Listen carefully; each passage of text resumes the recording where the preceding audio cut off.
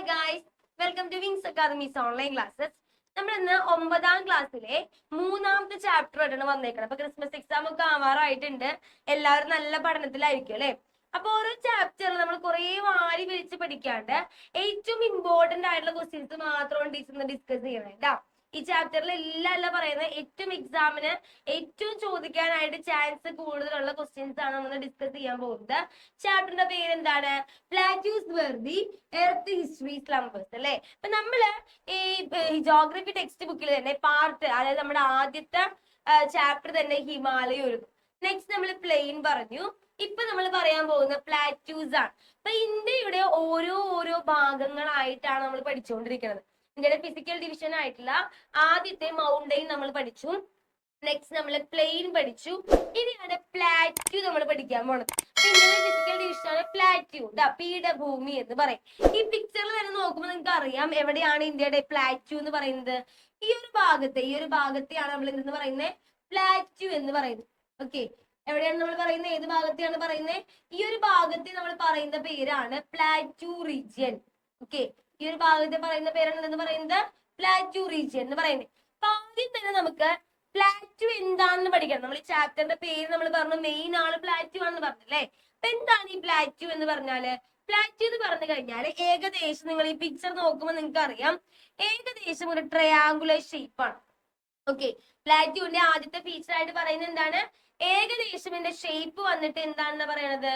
ഒരു triangular shape ആണ്. ഇതിന്റെ ഉയരം പറയുന്നുണ്ട്, ഓൾട്ടിറ്റ്യൂഡ് എന്ന് പറഞ്ഞു കഴിഞ്ഞാൽ ഉയരം. ഓക്കെ, ഓൾട്ടിറ്റ്യൂഡ് എന്ന് പറഞ്ഞാൽ എന്താണ്? ഉയരമാണ് പറയുന്നത്. എത്രയാണ് പറഞ്ഞേക്കുന്നത്? 600 മുതൽ 900 മീറ്റേഴ്സോളം എബവ് മീൻ സീ ലെവൽ ആണ് അല്ലെ. സീ ലെവലിന് മുകളില് 600 മുതൽ 900 കിലോമീറ്റേഴ്സോളം വരെ എന്ത് വരുന്നുണ്ട്? അതിന്റെ ഓൾട്ടിറ്റ്യൂഡ് വരുന്നുണ്ട്, ഉയരം വരുന്നുണ്ട്. രണ്ടാമത്തെ കാര്യം പറയുന്നത്, ഇത് വളരെ ഇമ്പോർട്ടന്റ് ആണ് ഈ ഒരു വാക്ക്, ഇതിനെ ടേബിൾ ലാൻഡ് എന്ന് അറിയപ്പെടും. ഇതെന്താ അറിയപ്പെടുന്നത്? ടേബിൾ ലാൻഡ് ആണ്. അപ്പൊ ചോദിക്കാം, 1 മാർക്ക് ക്വസ്റ്റ്യൻ ആയിട്ട് വേണമെങ്കിൽ ചോദിക്കാം, ടേബിൾ ലാൻഡ് എന്ന് അറിയപ്പെടുന്ന ഇന്ത്യയുടെ ഫിസിക്കൽ ഡിവിഷൻ ഏതാണ്? ടേബിൾ ലാൻഡ് എന്ന് അറിയപ്പെടുന്നത്? ഹിമാലയ ആണോ? അല്ല. പ്ലെയിൻ ആണോ? അല്ല. ഏത് ഭാഗമാണ് ടേബിൾ ലാൻഡ് എന്ന് അറിയപ്പെടുന്നത്? പ്ലാറ്റ്യൂ റീജിയൻ അറിയപ്പെടുന്ന പേരാണ് എന്ന് പറയുന്നത് ടേബിൾ ലാൻഡ് എന്ന് പറയുന്നത്. ഇനി നമ്മുടെ ലോകത്തിൽ തന്നെ വെച്ച് നോക്കുകയാണെങ്കിൽ ഏറ്റവും പഴക്കം ചെന്ന ലാൻഡ് ഫോം ആണ്. ലോകത്തെ വെച്ച് നോക്കുമ്പോൾ, വേൾഡ് വെച്ച് കമ്പയർ ചെയ്യുകയാണെങ്കിൽ ഏറ്റവും പഴക്കം ചെന്ന ലാൻഡ് ഫോം ആണ് എന്ന് പറയുന്നത് പ്ലാറ്റ്യൂ റീജിയൻ എന്ന് പറയുന്നത്. ഇനി പ്ലാറ്റ്യൂ കാണാനായിട്ട്, പ്ലാറ്റ്യൂ എങ്ങനെയാണ് കാണാനിരിക്കുന്നത്? ട്രയാങ്കുലർ ഷേപ്പ് ആണെന്ന് പറഞ്ഞു അല്ലെ. അത് കൂടാണ്ട് പ്ലാറ്റ്യൂ എന്ന് പറയുന്നത് റിലേറ്റീവ്ലി ഫ്ലാറ്റ് ആണ്, അതായത് നിരപ്പായിട്ടുള്ള ഫ്ലാറ്റ് ആയിട്ടുള്ള പ്രദേശമാണ്. വെരി എക്സ്റ്റെൻസീവ് ലാൻഡ് ഫോം ആണ്. കണ്ടോ, നിങ്ങൾക്ക് എക്സ്റ്റെൻസീവ് ആണ് ഈ പിക്ചർ കാണുമ്പോൾ അറിയാം അല്ലെ. ബാക്കിയുള്ള ഫിസിക്കൽ ഡിവിഷൻസ് ഒക്കെ കുറച്ചുള്ളൂ. എന്നാൽ ഈ പ്ലാറ്റ്യൂ എന്ന് പറയുമ്പോൾ ഇന്ത്യയുടെ പകുതിയോളം ഭാഗം എന്ത് വരുന്നുണ്ട്? പ്ലാറ്റ്യൂ വരുന്നുണ്ട്. അപ്പൊ എക്സ്റ്റെൻസീവ് ആണ്. എക്സ്റ്റെൻസീവ് എന്ന് പറഞ്ഞാൽ എന്താണ്? വിസ്തൃതമാണ്. അപ്പൊ നമ്മൾ എന്തൊക്കെ പറഞ്ഞു? ഫ്ലാറ്റ് ആണെന്ന് പറഞ്ഞു, നിരപ്പാണെന്ന് പറഞ്ഞു, എക്സ്റ്റെൻസീവ് ആണ്. എക്സ്റ്റെൻസീവ് ആണെന്ന് പറഞ്ഞാൽ എന്താണ്? അത് വിസ്തൃതമായിട്ട് കിടക്കുന്നു എന്ന് പറയുന്നുണ്ട്. ഇനി അതേപോലെ തന്നെ comparatively higher elevation from the surrounding. Elevation എന്ന് പറഞ്ഞു കഴിഞ്ഞാൽ ഉയരത്തെ സൂചിപ്പിക്കാനാണ് എലവേഷൻ എന്ന് പറയുന്നത്. ബാക്കിയുള്ള സറൗണ്ടിങ്സ് നോക്കുമ്പോൾ, ചുറ്റുപാട് നോക്കുമ്പോൾ ഈ ഒരു ഭാഗം മാത്രം കുറച്ച് പൊന്തിയാണ് നിൽക്കുന്നത്. ചുറ്റുപാടിനേക്കാളും തൊട്ടുള്ള പ്രദേശത്തെക്കാളും കുറച്ചും കൂടി പ്ലാറ്റ്യൂ റീജിയൻ എന്താണെന്ന് പറയുന്നത്? കുറച്ച് പൊന്തിയാണ് നിൽക്കുന്നത്. ഇനി പെനിൻസുലർ പ്ലാറ്റ്യൂവിന്റെ എന്താണ്? South of the North Indian plain bordered by Western Ghat. അതായത് ഇതിന്റെ എന്താണ്? Peninsular plateau lies south of the North Indian plain. അതിന്റെ പൊസിഷൻ ആണ് പറയുന്നത് കേട്ടാ. നിങ്ങൾ നോക്കിയേ, ഈ ഒരു ഭാഗമാണ് നമ്മൾ നോർത്ത് ഇന്ത്യൻ പ്ലെയിൻ എന്ന് പറയുന്നത്. നമ്മൾ പഠിച്ചിട്ടുണ്ട്, സെക്കൻഡ് ചാപ്റ്ററിൽ പ്ലെയിൻ പഠിച്ചപ്പോൾ നമ്മൾ പഠിച്ചിട്ടുണ്ട്. നോർത്ത് ഇന്ത്യൻ പ്ലെയിൻ എന്ന് പറയുന്നത് ഈ ഒരു ഭാഗമാണ് അല്ലെ. ഈ നോർത്ത് ഇന്ത്യൻ പ്ലെയിന്റെ സൗത്ത് എന്ന് പറയുമ്പോൾ ഈ ഭാഗത്തായിട്ടാണ് പെനിൻസുലർ പ്ലാറ്റ്യൂ കാണുന്നത്. അതിന്റെ കറക്റ്റ് പൊസിഷൻ ആണ് മക്കളെ നമ്മൾ പറയുന്നത്. പ്ലെയിൻ റീജിയന്റെ സൗത്ത് ആയിട്ട് ആര് വരുന്നു? പ്ലാറ്റ്യൂ വരുന്നുണ്ട്. രണ്ടാമത് പറയുന്നത് എന്താന്ന് നോക്കിയേ, നെക്സ്റ്റ് പോയിന്റിൽ എന്താ പറയുന്നത്? ബോർഡേഴ്സ്. 2 അതിരുകളുണ്ട്. ഏതൊക്കെയാണ് ബോർഡേഴ്സ്? വെസ്റ്റ് സൈഡിലാണെങ്കിൽ വെസ്റ്റേൺ ഗട്ട്സ് ഉണ്ട്, എന്നാൽ ഈസ്റ്റ് സൈഡിലാണെങ്കിൽ ബോർഡർ ചെയ്യാനായിട്ട് അതിന്റെ അതിര് വരുന്ന ആരാണ്? ഈസ്റ്റേൺ ഗട്ട്സ് ആണ്. നോക്കാം, നമ്മൾ പറഞ്ഞു പ്ലെയിൻ റീജിയന്റെ സൗത്ത് ആയിട്ടാണ് പ്ലാറ്റ്യൂ കാണുന്നത് പറഞ്ഞു. ഇതിന്റെ 2 സൈഡിലൂടെ കോസ്റ്റൽ പ്ലെയിൻ എന്ന് പറഞ്ഞു കൊടുത്തേക്കുന്നത് കണ്ടോ. ഇവിടെ നമുക്ക് എന്ത് കാണാം? ഇത് വെസ്റ്റ് സൈഡാണ്. ഇത് വെസ്റ്റ് സൈഡാണ്. ഇത് എന്ത് സൈഡാണ്? ഈസ്റ്റ് സൈഡാണ്. വെസ്റ്റ് സൈഡ് ആകുമ്പോൾ ഇവിടെ മുതൽ ഇവിടെ വരെ എന്തുണ്ട്? വെസ്റ്റേൺ ഗട്ട്സ് ഉണ്ട്. ഇവിടെ മുതൽ ഇവിടെ വരെ എന്തുണ്ട്? ഈസ്റ്റേൺ ഗട്ട്സ് ഉണ്ട്. ഇതാണ് പ്ലാറ്റ്യൂവിന്റെ എന്താ പറയുന്നത് കറക്റ്റ് ആയിട്ടുള്ള പൊസിഷനിൽ എവിടെയാണ് ഇത് കാണപ്പെടുന്നത് ലാസ്റ്റ് പോയിന്റ് പറഞ്ഞത്. ഓക്കെ, അപ്പൊ പ്ലാറ്റ്യൂ നമ്മൾ എന്തൊക്കെ പറഞ്ഞു? ട്രയാങ്കുലർ ഷേപ്പ് ആണെന്ന് പറഞ്ഞു. കാണാൻ വന്നിട്ട് എങ്ങനെയാ? ട്രയാങ്കുലർ ഷേപ്പ് ആണ്.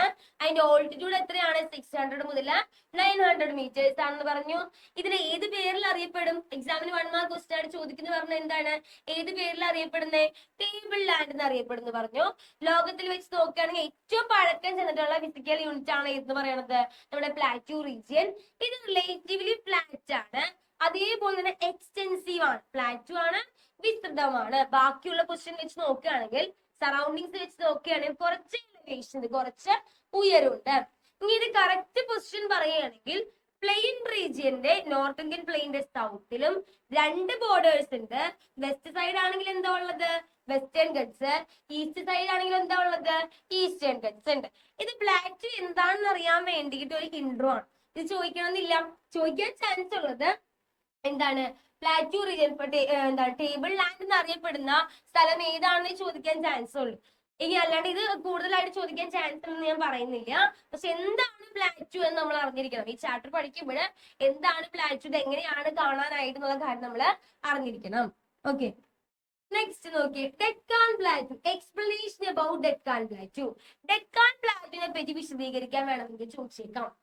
അപ്പൊ എങ്ങനെയായിരിക്കും ഡെക്കാൻ പ്ലാറ്റ്യൂ എന്ന് പറയുന്നത്? ഡെക്കാൻ പ്ലാറ്റ്യൂ നേരത്തെ പറഞ്ഞ പോലെ തന്നെ എക്സ്റ്റെൻസീവ് ആയിട്ടുള്ള പ്ലാറ്റ്യൂ ആണ്. ഇത് കാണപ്പെടുന്നത് വെസ്റ്റേൺ ഗട്ട്സിന്റെയും ഈസ്റ്റേൺ ഗട്ട്സിന്റെയും ഇടയിലാണ്. ഓക്കെ, നമ്മൾ പറഞ്ഞു വെസ്റ്റ് സൈഡിൽ വെസ്റ്റേൺ ഗട്ട്സ് ഉണ്ട്, ഈസ്റ്റ് സൈഡിൽ ആരുണ്ട്? ഈസ്റ്റേൺ ഗട്ട്സ് ഉണ്ട് അല്ലെ. ഇവർ രണ്ടുപേരുടെയും ഇടയിൽ കാണപ്പെടുന്ന ഒന്നാണെന്ന് പറയുന്നത് നമ്മുടെ ഡെക്കാൻ പ്ലാറ്റ്യൂ എന്ന് പറയുന്നത്. ഇനി ഇവിടെയുള്ള മെയിൻ ആയിട്ടുള്ള എന്താണ്? Northern boundary. ഡെക്കാൻ പ്ലാറ്റ്യൂന്റെ നോർത്തിൽ വരുന്ന കുറച്ച് മലനിരകൾ ഉണ്ട്. ആ മലനിരകളുടെ പേരുകൾ ഇതൊക്കെയാണ്: Satpura range, Maikala range, Mahadeo hills. ഇതെല്ലാമാണ് ഡെക്കാൻ പ്ലാറ്റ്യൂന്റെ നോർത്ത് വശത്ത് വരുന്നത്. നോർത്ത് എന്ന് പറഞ്ഞാൽ അറിയാലോ, വടക്ക് വശത്തായിട്ട്, ഡെക്കാൻ പ്ലാറ്റ്യൂന്റെ വടക്ക് വശത്തായിട്ട് കുറച്ച് കുന്നുകൾ നമുക്ക് കാണാം. ഏതൊക്കെ കുന്നുകളാണ്? സത്പുര റേഞ്ച് കാണാം, മൈക്കല റേഞ്ച് കാണാം, മഹാദിയോ ഹിൽസ് നമുക്ക് കാണാനായിട്ട് പറ്റും. ഇനി മെയിൻ പോയിന്റ്, ഈ ഡെക്കാൻ എന്ന് പറയുന്ന വാക്ക്, ഡെക്കാൻ എന്ന് പറയുന്ന ഒരു വാക്ക് സാൻസ്ക്രിറ്റ് പദമാണ്. ഓക്കെ, ഡെക്കാൻ എന്ന് പറഞ്ഞ വാക്ക് ഡിറൈവ് ചെയ്തേക്കണത് ഇതിനാണ്. സാൻസ്ക്രിറ്റ് പദമായ ദക്ഷിണിൽ നിന്ന് ഡിവൈഡ് ചെയ്തേക്കണാണ്. ഓക്കെ, ദക്ഷിണിൽ നിന്ന് ഡിറൈവ് ചെയ്തിരിക്കുന്ന പദമാണ് ഡെക്കാൻ എന്ന് പറയുന്നത്. അതിന്റെ അർത്ഥം വന്നിട്ട് എന്താണെന്ന് പറഞ്ഞേക്കുന്നത്? സൗത്ത് എന്നാണ്. അതിന്റെ അർത്ഥം വന്നിട്ട് എന്താണ്? സൗത്ത് എന്നാണ്, തെക്ക് എന്നാണ് അർത്ഥം. ഇനി ഡെക്കാൻ പ്ലാറ്റ്യൂ ഉണ്ടാക്കിയേക്കുന്നത് ഭയങ്കര ഹാർഡ് ആയിട്ടൊരു ക്രിസ്റ്റലൈൻ റോക്ക് ഉണ്ട്. ആ റോക്കിന്റെ പേര് എന്താണെന്ന് കൊടുത്തേക്കുന്നത്? ബസാൾട്ട്. ഈ റോക്കിലാണ് എന്ത് ഡെക്കാൻ പ്ലാറ്റ്യൂ ഉണ്ടാക്കിയേക്കുന്നത്. ഇനി ഡെക്കാൻ പ്ലാറ്റ്യൂന്റെ നോർത്ത് വെസ്റ്റേൺ വശം, ഡെക്കാൻ പ്ലാറ്റ്യൂന്റെ വടക്ക് പടിഞ്ഞാറ് വശത്തായിട്ട് എന്താണ്? ലാവാ റോക്ക് ഉണ്ട്. ലാവാ റോക്കിന്റെ പേരാണ് ബസാൾട്ട്. ഈ റീജിയൻ അറിയപ്പെടുന്ന പേരാണ് ഡെക്കാൻ ട്രാപ്പ്. എന്താ അറിയപ്പെടുന്നത്? ഡെക്കാൻ ട്രാപ്പ്. അത് വേണമെങ്കിൽ ചോദിച്ചേക്കാം. ഡെക്കാൻ ട്രാപ്പ് എന്താണെന്ന് ചോദിക്കാം. അതായത് ഡെക്കാൻ പ്ലാറ്റ്യൂവിന്റെ നോർത്ത് വെസ്റ്റ് വശം, ഡെക്കാൻ പ്ലാറ്റ്യൂവിന്റെ നോർത്ത് വെസ്റ്റ് വശം എന്ത് റോക്ക് കൊണ്ടാണ് കമ്പോസ് ചെയ്തേക്കുന്നത്? ലാവാ റോക്ക് ഉണ്ട്. ലാവ തണുത്തുറഞ്ഞുറഞ്ഞുറഞ്ഞ് അവിടെ റോക്ക് ആയിട്ട് മാറിയിട്ടുണ്ട്. ആ റോക്കാണ് ഇത് ബസാൾട്ട്. ആ റോക്കുള്ള ആ ഒരു റീജിയനെ വിളിക്കുന്ന പേരാണ് ഡെക്കാൻ ട്രാപ്പ് എന്ന് പറയുന്നത്. അപ്പൊ ഡെക്കാൻ പ്ലാറ്റ്യൂ ഒന്നുമില്ല, സിമ്പിൾ ആണ്. എന്തൊക്കെയെന്ന് ആലോചിച്ച് നോക്കിയേ. ഡെക്കാൻ പ്ലാറ്റ്യൂ എക്സ്റ്റെൻസീവ് പ്ലാറ്റ്യൂ ആണ്, വിസ്തൃതമായിട്ടുള്ള ഒരു പ്ലാറ്റ്യൂ ആണെന്ന് പറയാം. അതിനുശേഷം പറയേണ്ടത് എന്തിന്റെയൊക്കെ ഇടയിലാണ് കാണുന്നത്? വെസ്റ്റേൺ ഗട്ട്സിന്റെയും ഈസ്റ്റേൺ ഗട്ട്സിന്റെയും ഇടയിലായിട്ടാണ് ഇത് കാണുന്നതെന്ന് പറയാം. രണ്ടാമത്തെ പോയിന്റ് ആയിട്ട് പറയുന്നത് ഇതിന്റെ നോർത്തേൺ ബൗണ്ടറിയിൽ കുറെ മലനിരകൾ കാണുന്നുണ്ട്. ഏതൊക്കെ മലനിരകളാണ് കാണുന്നേ? ഏതൊക്കെയാണ്? സത്പുര റേഞ്ച് കാണുന്നുണ്ട്, മൈക്കല റേഞ്ച് കാണുന്നുണ്ട്, മഹാദിയോ ഹിൽസ് കാണുന്നുണ്ട്. ഇനി നെക്സ്റ്റ് പോയിന്റ്, ഈ ഡെക്കാൻ എന്ന് പറഞ്ഞ പദം എന്ത് പദമാണ്? ഒരു സാൻസ്ക്രിറ്റിൽ നിന്ന് ഡിറൈവ് ചെയ്തേക്കാണ്. ഏതാണ് ആ സാൻസ്ക്രിറ്റ് പദം? ദക്ഷിൺ. അതിന്റെ അർത്ഥം എന്താണ്? ദക്ഷിൺ എന്ന് പറഞ്ഞതിന്റെ അർത്ഥം എന്താണ്? സൗത്ത് എന്നാണ്. പിന്നെ നമ്മൾ പറയേണ്ടത് ഡെക്കാൻ പ്ലാറ്റ്യൂവിന്റെ നോർത്ത് വെസ്റ്റ് വശം മുതലല്ല, നോർത്ത് വെസ്റ്റ് വശം മൊത്തം എന്താണ്?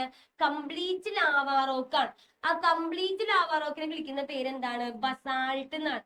ആ ഭാഗത്തെ വിളിക്കുന്ന പേരാണ് മക്കളെ എന്ന് പറയുന്നത് ഡെക്കാൻ ട്രാപ്പ് എന്ന് പറയുന്നത്. ക്ലിയർ അല്ലേ ഇത്? അപ്പൊ നമ്മൾ എന്താണ് പ്ലാറ്റു എന്നും പറഞ്ഞു, രണ്ടാമത് എന്താണ് ഡെക്കാൻ പ്ലാറ്റു എന്ന് പറഞ്ഞു. അത് കൂടാണ്ട് ഡെക്കാൻ പ്ലാറ്റുവിൽ ഇമ്പോർട്ടന്റ് പോയിന്റ് ആയിട്ടുള്ള ഡെക്കാൻ ട്രാപ്പും നമ്മൾ പറഞ്ഞു കേട്ടോ.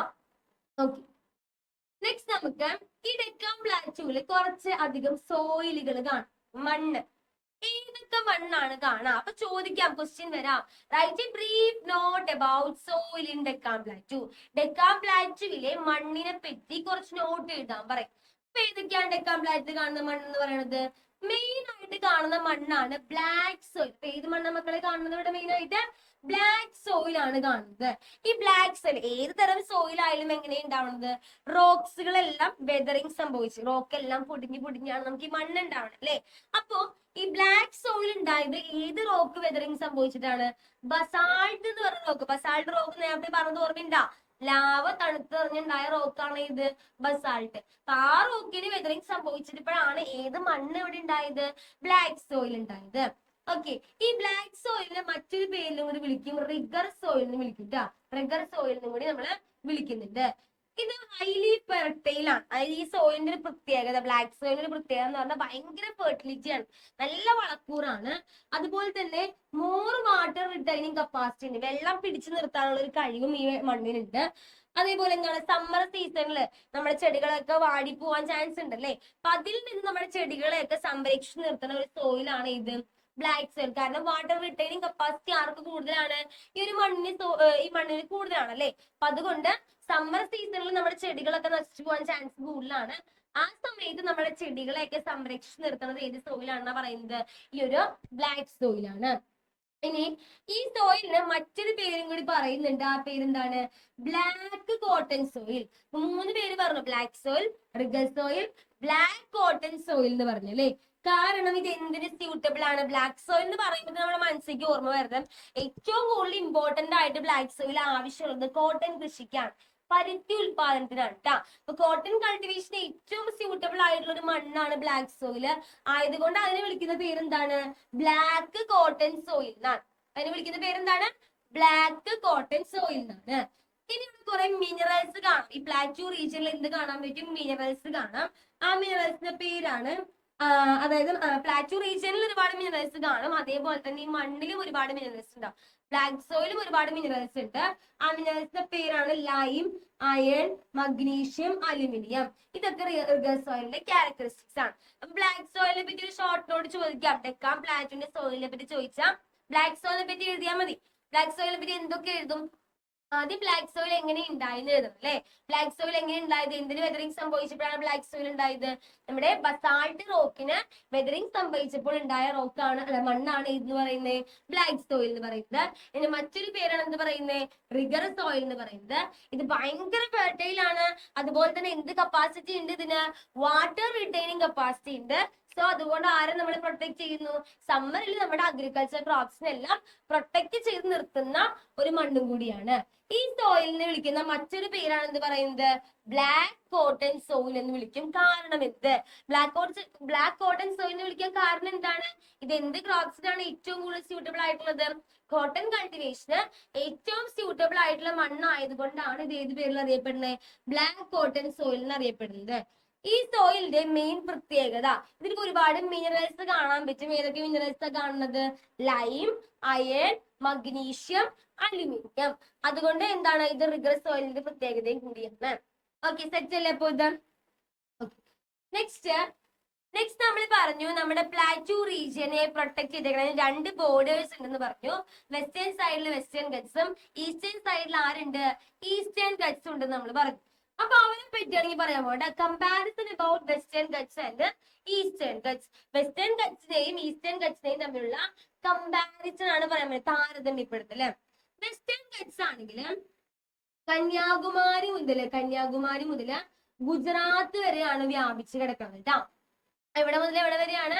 കന്യാകുമാരി മുതല് ഗുജറാത്ത് വരെ വ്യാപിച്ചു കിടക്കുന്ന പ്ലേസ് ആണ് വെസ്റ്റേൺ ഗട്ട് എന്ന് പറയുന്നത്. ഇതിന്റെ ഹൈറ്റ് എവിടെ നിങ്ങൾ ഇൻക്രീസ് ചെയ്യുന്ന പറയുന്നത്? നോർത്തിൽ നിന്ന് സൗത്തിലോട്ട് പോകുമ്പോൾ അതിന്റെ ഹൈറ്റ് ഇൻക്രീസ് ചെയ്യുന്നു. The height of this range gradually increase from north to south എന്ന് പറഞ്ഞു കഴിഞ്ഞാൽ നോർത്തിൽ നിന്ന് സൗത്തിലോട്ട് വരുമ്പോൾ വെസ്റ്റേൺ ഗട്ട്സ് നോർത്തിൽ നിന്ന് സൗത്തിലോട്ട് വരുന്നതോറും അതിന്റെ ഹൈറ്റ് എന്ത് ചെയ്യുന്നു? ഇൻക്രീസ് ആവും. ഹൈറ്റ് അവിടെ എന്ത് ചെയ്യുന്നു? കൂടുന്നു എന്നാണ് പറയുന്നത്. ഇനി നെക്സ്റ്റ് പോയിന്റ്, ഈ പെനിൻസുലാർ ഇന്ത്യയിലെ ഏറ്റവും വലിയ ഹയസ്റ്റ് പീക്കാണ്. നമ്മുടെ പെനിൻസുലാർ ഇന്ത്യയിലെ ഏറ്റവും വലിയ ഹയസ്റ്റ് പീക്കാണ് ഇത് ആനമുടി എന്ന് പറയുന്നത് അല്ലെ. അത് ലൊക്കേറ്റ് ചെയ്തേക്കുന്നത് എവിടെയാണ്? ആനമലയിലാണ് ലൊക്കേറ്റ് ചെയ്യുന്നത്. വെസ്റ്റേൺ ഗട്ട്സിന്റെ മറ്റൊരു പ്രത്യേകത മക്കളെ, പല പല പേരിലാണ് ഇത് അറിയപ്പെടുന്നത്. പല പല പേര് കേട്ടാ. അപ്പൊ ഏതൊക്കെ പേരുകളാണെന്ന് നോക്കി വെച്ചോളാം, കാരണം 1 മാർക്ക് ക്വസ്റ്റ്യൻ അവിടെ ചോദിക്കാൻ ചാൻസ് ഉണ്ട്. വെസ്റ്റേൺ ഗട്ട്സ് റേഞ്ച് ആനമലൈ, ഏലമലൈ എന്നാണ് കേരളത്തിൽ അറിയപ്പെടുന്നത്. വെസ്റ്റേൺ ഗട്ട്സ് റേഞ്ച് കേരളത്തിൽ അറിയപ്പെടുന്നത് എന്തൊക്കെയാണ്? ആനമലൈ, ഏലമലൈ എന്നൊക്കെയാണ് കേരളത്തിൽ അറിയപ്പെടുന്നത്. ഇനി കർണാടക, തമിഴ്നാട് റീജിയൻ ആണെങ്കിൽ അവിടെ അറിയപ്പെടുന്നത് നീലഗ്രീസ് എന്നാണ്. നീലഗ്രീസ് എന്നാണ് അറിയപ്പെടുന്നത് കേട്ടാ. ഇനി മഹാരാഷ്ട്രയിലാണെങ്കിൽ അറിയപ്പെടുന്ന പേര് സഹ്യാദ്രീസ് എന്നാണ്. അപ്പൊ നോക്കിയേ, ഇഷ്ടമാതിരി പേരുകളുണ്ട്. ആ പേരുകൾ അപ്പൊ ഇമ്പോർട്ടന്റ് ആണ്. പേരുകൾ ചോദിക്കാൻ ചാൻസ് ഉണ്ട്. ഇവിടെ നിന്ന് 1 മാർക്ക് ക്വസ്റ്റ്യൻ ആയിട്ട് അല്ലെങ്കിൽ എന്താണ് ഒരു മാച്ച് ദ ഫോളോയിങ് ആയിട്ടൊക്കെ ചോദിക്കാൻ ചാൻസ് ഉള്ള ക്വസ്റ്റ്യൻ ആണ് മക്കളെ. എന്താണ്? വെസ്റ്റേൺ ഗട്ട്സ് റേഞ്ച് പല പല പേരുകളിലാണ് അറിയപ്പെടുന്നത്. ഇത് എവിടെ എന്തൊക്കെ പേരുകളിലാണ്? കേരളത്തിലാണെങ്കിൽ ആനമലൈ, ഏലമലൈ എന്ന് അറിയപ്പെടുന്നു. കർണാടക, തമിഴ്നാട് നീലഗിരീസ് എന്ന് അറിയപ്പെടുന്നു. മഹാരാഷ്ട്രയിൽ വന്നിട്ട് സഹ്യാദ്രീസ് എന്നാണ് അറിയപ്പെടുന്നത്. ഒന്നുമില്ല, സിമ്പിൾ ആണ്. ആദ്യം എവിടെ മുതൽ എവിടെ വരെ എക്സ്റ്റെൻഡ് ചെയ്ത് കിടക്കുമെന്ന് പഠിച്ചാൽ മതി. എവിടെ മുതൽ എവിടെ വരെയാണ്? കന്യാകുമാരി ടു ഗുജറാത്ത് ആണ്. ഹൈറ്റ് വന്നിട്ട് മുകളിൽ നിന്ന് അടിക്ക് വരുമ്പോഴേക്കും ഹൈറ്റ് ഇൻക്രീസ് ചെയ്യും. അതാണ് നോർത്തിൽ നിന്ന് സൗത്തിലോട്ട് വരുമ്പോൾ ഹൈറ്റ് ഇൻക്രീസ് ചെയ്യുന്നു. മൂന്നാമത്തെ പോയിന്റ്, ഏറ്റവും ഹയസ്റ്റ് പീക്ക് ഏതാണ്? ആനമുടിയാണ്. അത് ലൊക്കേറ്റ് ചെയ്യുന്നത് ആനമലയിലാണ്. വെസ്റ്റേൺ ഗട്ട്സ് കേരളത്തിൽ അറിയപ്പെടുന്ന പേരെന്താണ്? ആനമലൈ, ഏലമലൈ എന്നാണ്. കർണാടകയിലും തമിഴ്നാട്ടിലും അറിയപ്പെടുന്ന പേര് നീലഗ്രീസ് എന്നാണ്. സഹ്യാദ്രീസ് എന്നാണ് മഹാരാഷ്ട്രയില് അറിയപ്പെടുന്നത്. ഇത്രയുള്ള വെസ്റ്റേൺ ഗട്ട്സ്. നെക്സ്റ്റ് എന്താണ്? ഈസ്റ്റേൺ ഗട്ട്സ് ആണ്. ഓക്കെ, ഈസ്റ്റേൺ ഗട്ട്സ് എന്ന് പറഞ്ഞാല് വെസ്റ്റേൺ ഗട്ട്സിനെക്കാളും കുറച്ചും കൂടി ഹൈറ്റ് കുറവാണ്. ഓക്കെ, വെസ്റ്റേൺ ഗട്ട്സിനെക്കാളും കുറച്ചും കൂടി എന്താണ്? ഹൈറ്റ് കുറവുള്ള മലനിരയാണ് എന്ത് പറയുന്നത്? നമ്മുടെ ഈസ്റ്റേൺ ഗട്ട്സ്. ഈസ്റ്റേൺ ഗട്ട്സിന്റെ ടോട്ടൽ ആയിട്ടുള്ള എക്സ്റ്റൻഷൻ എത്രത്തോളം വ്യാപിച്ച് കിടക്കുന്നതെന്ന് പറയുന്നത് എത്രയാണ് പറഞ്ഞേക്കുന്നത്? 800 കിലോമീറ്റർ ആണ്. അപ്പൊ നമ്മൾ എന്തൊക്കെ പറഞ്ഞു?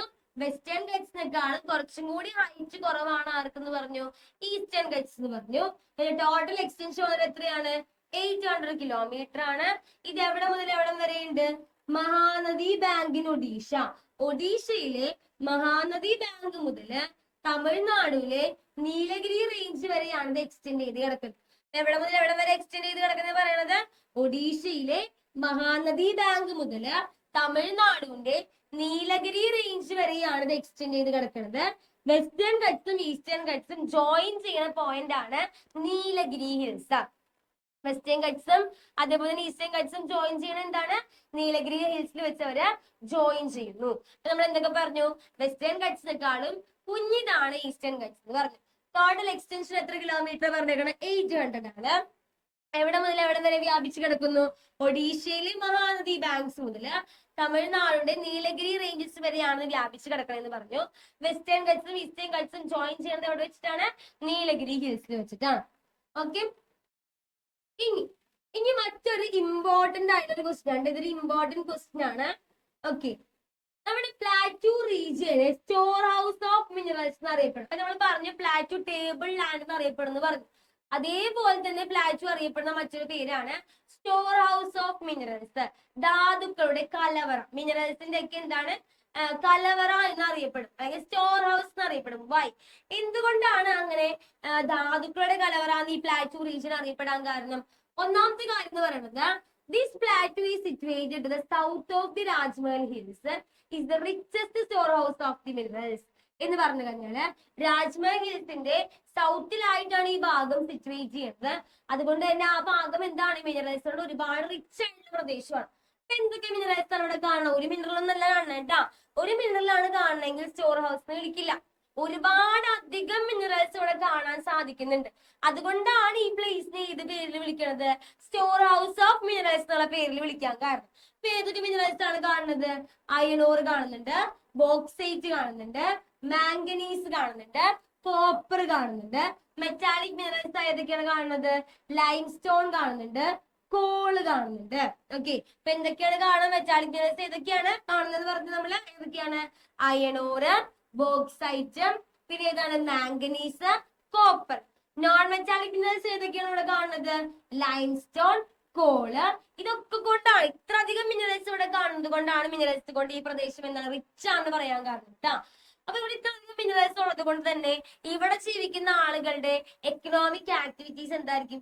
എക്കണോമിക് ആക്ടിവിറ്റീസ് എന്ന് പറഞ്ഞാൽ എന്താണ്? സാമ്പത്തികപരമായിട്ടുള്ള പ്രവർത്തനം. അവർക്ക് ഏർണിങ്സ് ലഭിക്കുന്നത്, അവർക്ക് ഇൻകം ലഭിക്കുന്നത് എന്തൊക്കെ പ്രവർത്തനത്തിൽ ഏർപ്പെടുമ്പോഴായിരിക്കും? എന്തൊക്കെ പ്രവർത്തനം കൊടുത്തേക്കാണ് ടീച്ചർ ഇവിടെ? Mining, mineral based industries. അവർ മെയിൻ ആയിട്ട് മൈനിങ് ചെയ്യണ്ടായിരിക്കും, ഖനനം ചെയ്യണ്ടായിരിക്കും. അതേപോലെ തന്നെ ഇത്രയും മിനറൽസ് ഉള്ളത് കൊണ്ട് അവിടെ എന്തുണ്ടാവാൻ ചാൻസ് കൂടുതലാണ്? മിനറൽ ബേസ്ഡ് ഇൻഡസ്ട്രീസ് ഉണ്ടായിരിക്കും, ആളുകൾ അവിടെ വർക്ക് ചെയ്യണുണ്ടായിരിക്കും അല്ലെ. അപ്പൊ അവിടെ സാധാരണയായിട്ട് ഇവിടെ ജീവിക്കുന്ന ആളുകള്, പ്ലാറ്റൂരിൽ ജീവിക്കുന്ന ആളുകളുടെ പ്രധാന എക്കണോമിക് ആക്ടിവിറ്റി സാമ്പത്തിക പ്രവർത്തനം. സാമ്പത്തിക പ്രവർത്തനം എന്തുകൊണ്ട് ഉദ്ദേശിക്കുന്നത് എന്താണ്? അവർക്ക് ക്യാഷ് കിട്ടുന്നത്. എന്ത് ചെയ്താണ് അവർ ജീവിക്കുന്നതെന്നാണ് കേട്ടോ. എന്താണ് അവർ ചെയ്യണത്? മൈനിങ് ചെയ്യുന്നുണ്ട്. അതേപോലെ ചെയ്യുന്ന മറ്റൊരു കാര്യമാണ് മിനറൽ ബേസ്ഡ് ഇൻഡസ്ട്രീസ്. ക്ലിയർ അല്ലേ? അപ്പൊ എന്തൊക്കെ പറഞ്ഞു? നമ്മൾ പറഞ്ഞു പ്ലാറ്റൂ റീജിയൻ അറിയപ്പെടുന്നത് സ്റ്റോർ ഹൗസ് ഓഫ് മിനറൽസ് എന്നാണ്. കാരണം രാജ്മൽ ഹിൽസിന്റെ സൗത്തിലാണ് സിറ്റുവേറ്റ് ചെയ്യുന്നത്. ആ ഒരു ഭാഗം എന്ന് പറഞ്ഞാൽ ഭയങ്കരമായിട്ടുള്ള ഒരുപാട് റിച്ച് മിനറൽസ് കാണാൻ പറ്റാറുണ്ട്. ഏതൊക്കെ മിനറൽസ് ആണ്? മെറ്റാലിക് മിനറൽസും കാണാം, നോൺ മെറ്റാലിക് മിനറൽസും കാണാം. മെറ്റാലിക് മിനറൽസ് എന്ന് പറയുമ്പോൾ ഏതൊക്കെയാണ് കാണുന്നത്? അയൺ ഓറ്, bauxite, manganese, copper. Non metallic എന്ന് പറയുമ്പോൾ ഏതൊക്കെയാണ് കാണുന്നത്? ലൈംസ്റ്റോണും കോളുമാണ്. മെയിൻ ആയിട്ട് ഇത്രയും മിനറൽസ് കാണുന്നത് കൊണ്ട് തന്നെ അവിടെയുള്ള ആളുകളുടെ എക്കണോമിക് ആക്ടിവിറ്റീസ് എന്തൊക്കെയാണ്? മൈനിങ്ങും ചെയ്യുന്നുണ്ട്. അതേപോലെ തന്നെ ചെയ്യുന്ന മറ്റൊരു കാര്യം മിനറൽ ബേസ്ഡ് ഇൻഡസ്ട്രീസ് ആണ്. ഓക്കെ, നെക്സ്റ്റ് പറയുന്നത്, നെക്സ്റ്റ് മക്കളെ ഇത് ഇമ്പോർട്ടന്റ് ആണ് കേട്ടോ. ഇത് ഇമ്പോർട്ടന്റ് ആണ്.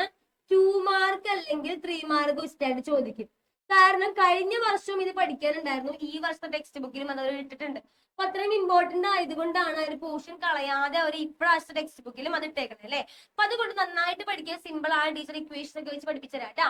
ഒന്നാമത് explain the term of diurnal range of temperature. എന്താണ്? Explain the term of diurnal range of temperature. എന്താണ് ഡ്യൂറൽ റേഞ്ച് ഓഫ് ടെമ്പറേച്ചർ എന്ന് പറയുന്നത്? ഡ്യൂറൽ റേഞ്ച് ഓഫ് ടെമ്പറേച്ചർ എന്ന് പറഞ്ഞു കഴിഞ്ഞാൽ നമ്മൾക്ക് ഒരു ദിവസം ഡ്യൂറൽ റേഞ്ച് ഓഫ് ടെമ്പറേച്ചർ എന്ന് പറയുന്നത് നിങ്ങൾക്ക് മനസ്സിലേക്ക് ഓർമ്മ വരുന്നത് എന്തായിരിക്കും? നമുക്ക് അറിയുന്ന കാര്യം ടെമ്പറേച്ചർ ആണ്. ടെമ്പറേച്ചറിനെ പറ്റിയുള്ള ഒരു കാര്യമാണ് അല്ലെ, താപത്തെ പറ്റിയുള്ള കാര്യമാണ്. അതായത് ഒരു ദിവസം നമ്മുടെ ഇവിടെ ടെമ്പറേച്ചർ 2 രീതിയിലുള്ള ടെമ്പറേച്ചർ അനുഭവപ്പെടും. ഏറ്റവും കൂടിയ ടെമ്പറേച്ചർ ഉണ്ടായിരിക്കും, കുറഞ്ഞ ടെമ്പറേച്ചർ ഉണ്ടായിരിക്കും അല്ലെ. ഒരു ഡേയിൽ 2 ടൈപ്പ് ടെമ്പറേച്ചർ അനുഭവപ്പെടാൻ ചാൻസ് ഉണ്ട്. രാവിലെ മുതൽ നമ്മൾ വൈകിട്ട് വരെ നോക്കുകയാണല്ലേ. ഏത് സമയത്താണ് ഏറ്റവും കൂടുതൽ ടെമ്പറേച്ചർ അനുഭവപ്പെട്ടത്? അതിനെ വിളിക്കുന്നതാണ് മാക്സിമം ടെമ്പറേച്ചർ. ഏറ്റവും കുറവ് അനുഭവപ്പെട്ടതിനെ വിളിക്കുന്ന പേരെന്തായിരിക്കും? ഇപ്പോ മിനിമം ടെമ്പറേച്ചർ. ഇവർ തമ്മിലുള്ള വ്യത്യാസം നമ്മൾ മാക്സിൽ എന്താ ചെയ്യാം? മൈനസ് അല്ലേ ചെയ്യാം. അപ്പൊ മാക്സിമം ടെമ്പറേച്ചറും മിനിമം ടെമ്പറേച്ചറും തമ്മിലുള്ള ഡിഫറൻസിനെ വിളിക്കുന്ന പേരാണ് dural range of temperature. Simple. Dural range of temperature എന്ന് പറഞ്ഞാൽ എന്താണ്? ഒരു ദിവസം അനുഭവപ്പെടുന്ന മാക്സിമം ടെമ്പറേച്ചർ ഉണ്ടായിരിക്കും, മിനിമം ടെമ്പറേച്ചർ ഉണ്ടായിരിക്കും. അത് തമ്മിലുള്ള ഡിഫറൻസിനെ വിളിക്കുന്ന പേരാണ് dural range of temperature. Definition നമ്മുടെ ടെക്സ്റ്റ് ബുക്കിൽ ഇങ്ങനെയാണ് കൊടുത്തിരിക്കുന്നത്. ഇനി ഡെഫിനിഷൻ എഴുതാൻ കഴിയാത്തവരാണ്, അങ്ങനെയാണെങ്കിൽ നിങ്ങൾക്ക് ഈ ഒരു ഇക്വേഷൻ എഴുതി വെക്കാം. ഡ്യൂറൽ റേഞ്ച് ഓഫ് ടെമ്പറേച്ചർ എന്ന് പറഞ്ഞു കഴിഞ്ഞാല് ഒരു ദിവസം അനുഭവപ്പെടുന്ന മാക്സിമം കൂടിയ ടെമ്പറേച്ചർ ഉണ്ടായിരിക്കും, കുറഞ്ഞ ടെമ്പറേച്ചർ ഉണ്ടായിരിക്കും, മിനിമം ടെമ്പറേച്ചർ ഉണ്ടായിരിക്കും. അത് തമ്മിൽ നമ്മൾ എന്ത് ചെയ്യണം? ഇവിടെ എന്താണ് ചെയ്തേക്കണേ? മൈനസ് ചെയ്യണം. ആ മൈനസ് ചെയ്തിട്ട് കിട്ടുന്ന ആൻസർ ആണ് എന്ത് പറയണത്? Dural range of temperature. അത് ഒരു ഡേയുടെ കാര്യം പറയുന്നത്, അതാണ് ശ്രദ്ധിക്കേണ്ടത്. മന്തോ ഇയറോ ഒന്നുമല്ല. ഒരു ദിവസം അനുഭവപ്പെടുന്ന കൂടിയ ടെമ്പറേച്ചറും കുറഞ്ഞ ടെമ്പറേച്ചറും തമ്മിലുള്ള ഡിഫറൻസ്. കൂടിയതെന്ന് പറയുമ്പോൾ മാക്സിമം, കുറഞ്ഞതെന്ന് പറയുമ്പോൾ എന്താണ്? മിനിമം ആണ്.